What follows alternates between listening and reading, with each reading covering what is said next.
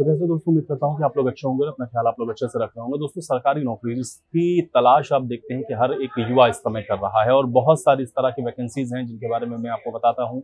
और बहुत सारी वैकेंसीज आप देख रहे हैं कि इस समय ओपन भी हो गई हैं, क्योंकि बहुत जगहों पर जो रिक्रूटमेंट है वो शुरू हो गई हैं। लेकिन कुछ इस तरह की भी सरकारी नौकरियां हैं जिसके लिए आपको किसी भी प्रकार के जो एग्जाम है वो देने की जरूरत नहीं होती, क्योंकि बहुत ज्यादातर आप देखते हैं खासतौर से जो सरकारी नौकरियां हैं उसमें आपको किसी न किसी तरीके का कोई एग्जाम आपको जरूर क्लियर करना पड़ता है और उसके आधार पर ही जो मेरिट है उसके जरिए ही आपका जो सिलेक्शन है वो होता है। लेकिन कुछ अब सरकारी नौकरियां ऐसी हैं जिसके लिए आपको किसी प्रकार की कोई एग्जाम देने की आवश्यकता नहीं है।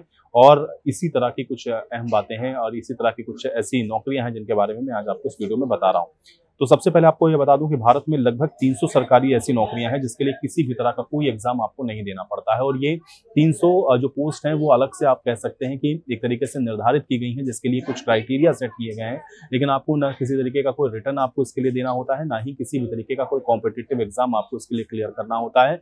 मसलन ये है कि अगर आप उनके एलिजिबिलिटी क्राइटेरिया में बिल्कुल फिट बैठते हैं तो फिर आप इसके लिए एलिजिबल हैं और आप इसके लिए अप्लाई कर सकते हैं। तो ये 300 जो पद हैं इनके लिए आपको किस तरीके से जो है अप्लाई करना है ये मैं आपको बता देता हूं। सबसे पहले इसमें जो 300 पद मैंने आपको बताए उसमें कुछ ऐसे पद हैं जो कि मिनिस्ट्री ऑफ कॉमर्स में निकाले जाते हैं और इसमें आपको किसी भी तरह के एग्जाम की कोई आवश्यकता नहीं होती है। अगर आपके पास किसी अच्छे संस्थान से ग्रेजुएशन है आपका साइंस में, या फिर अगर आप ग्रेजुएट हैं कॉमर्स में, तो फिर आप इसके लिए एलिजिबल हैं और आप अप्लाई कर सकते हैं, क्योंकि यहाँ पर जो सिलेक्शन का प्रोसीजर है वो मेरिट के हिसाब से होता है। यानी कि आपके परसेंटाइल कितने हैं, आपने कितने मार्क्स से पास किया है, ये निर्धारित करता है, क्योंकि जो मेरिट बनती है उसमें इन चीजों को ध्यान रखते हैं।